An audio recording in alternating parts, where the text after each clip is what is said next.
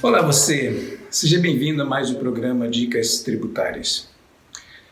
Na medida em que a economia regride, os países precisam de mais dinheiro.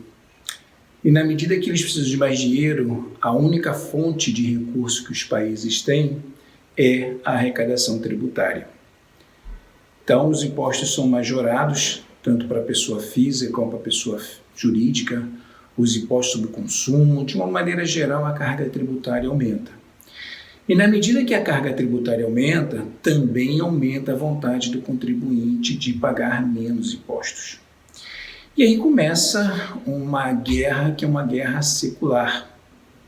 Desde que o mundo é mundo, que os governos tentam cobrar mais e os contribuintes pagarem menos.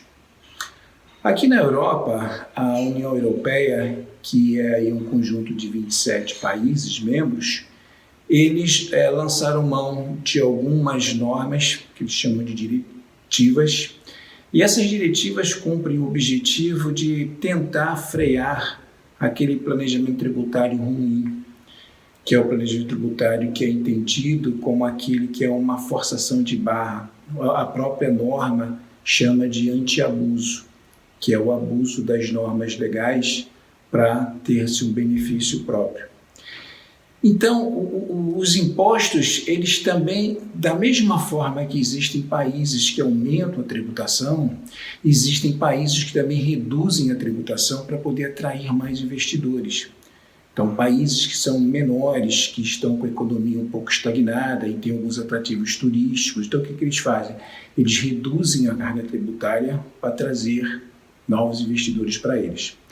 Tem países aqui na Europa que a carga efetiva da tributação como pessoa jurídica é de 5% somente.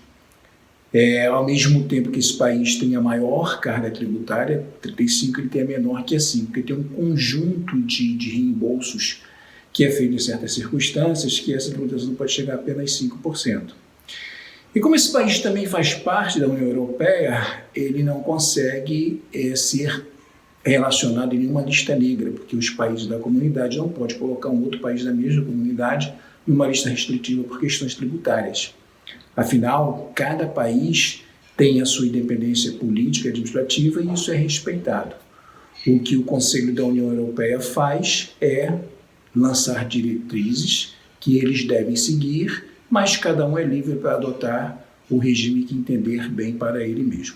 Bom, por que eu estou falando tudo isso? Porque na medida que esse negócio vai crescendo também as restrições.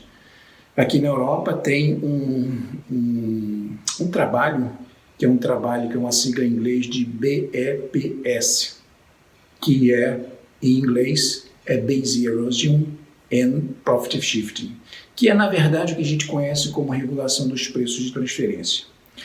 Porque as empresas multinacionais que se espalham pelo mundo inteiro, elas procuram lugares mais atrativos do ponto de vista tributário para onde elas possam mandar seus lucros. E é aí que entra o nosso assunto de hoje.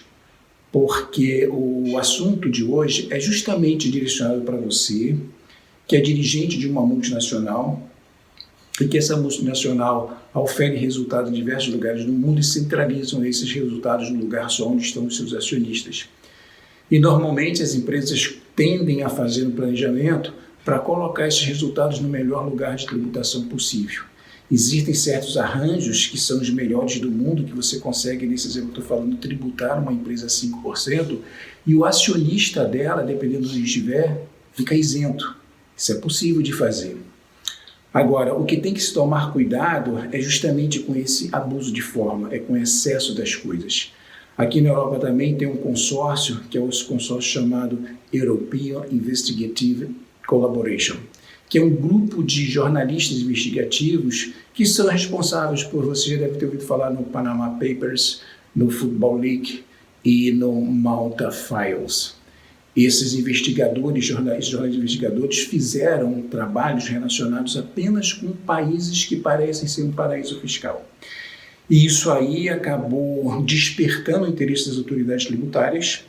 Teve gente que foi preso por causa disso, na Espanha, na Itália, aqui nos Estados Unidos, aqui em Portugal também. pessoas que acabaram sendo pegos numa situação que foi uma situação considerada como de ilicitude. Então, qual que é a grande diferença disso? Aqui eles costumam categorizar um planejamento tributário em 3 categorias, chamada, utilizando um vernáculo latino, que é o intra-legem, o extra-legem e o contra-legem. O que é cada um desses? O intra é aquele planejamento que é feito sob medida, de acordo com a lei e de acordo com aquilo que o legislador também quer que seja feito. Então isso aí está acima de qualquer suspeita. O contra, o próprio nome já sugere, é aquele que está eivado de licitudes. Está cheio de coisa errada nele, não tem a menor chance de prosperar. E tem um que fica no meio do caminho, que é o extra-legem. Esse extra é considerado como aquele que obedeceu a norma, obedeceu toda a regulação da lei, mas ele não precisava ser feito. Ou seja, houve um abuso de forma, ou então ele está revestido de uma coisa que ele efetivamente não é. Nessa situação que eu estava falando de fiscos que pegaram empresas, pegam pessoas físicas e fizeram uma tributação bastante elevada, que arrecadaram muito dinheiro por conta disso, por conta dos erros. O que aconteceu? As empresas cumpriram a lei? Sim, cumpriram a lei. Mas elas cumpriram estritamente a lei? Não, porque também existe aquela tentação de dividir o bolo, mas comer o bolo ao mesmo tempo. Então, eu digo que eu estou em determinado lugar, mas não estou. Então, foi isso que aconteceu com muita gente. Então, esse país que eu estava falando, que tem a tributação de 5%, teve muito investidor externo que foi para lá, colocou a sua empresa lá, constituiu uma empresa de acordo com a legislação daquele país, tudo bonitinho. Mas ele esqueceu de fazer uma coisa ou não quis fazer uma coisa porque seria mais caro, daria mais trabalho, que seria o quê? Seria instalar de fato. Seria ter a gestão comprovadamente naquele país. Então, teria que ter um endereço, teria que ter um funcionário, teria que ter um contador, teria que ter livros lá, teria que ter uma conta bancária para o dinheiro passar por ali, mas não tinha nada disso.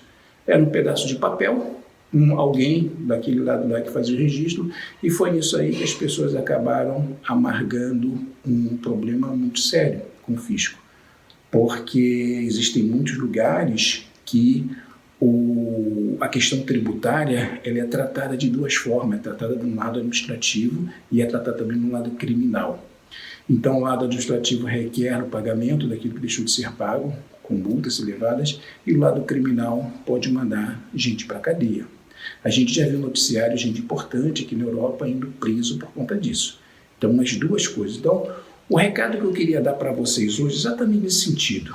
Você é um dirigente de uma multinacional, a sua multinacional faz resultados em todos os lugares do mundo. Você quer fazer um planejamento para que você tenha a menor tributação possível, tanto da pessoa jurídica quanto da pessoa física? Ótimo, ali está do seu lado. Mas faça aquilo que deve ser efetivamente feito. Não poupe nenhum recurso, não poupe nenhum tempo, não poupe nada. Faça exatamente aquilo que você tem que fazer para, no caso de fiscalização, você comprovar que o seu planejamento tributário ele é classificado como um intra-legem e não um contra ou extra-legem. Porque é justamente o contra a gente nem comenta. Agora, esse extra é aquele que é autoridade, por conta dessas diretivas que eu falei no início, que é a diretiva da substância ou a diretiva do antiabuso, é por essa diretiva que os países conseguem descaracterizar tudo que foi feito e na essência da coisa que foi a redução da carga tributária. Bom, esse é o papo de hoje. Semana começando, então tenham todos uma semana abençoada por Deus dos seus negócios, da sua vida, e vamos que vamos. Um abraço, até a próxima. Tchau.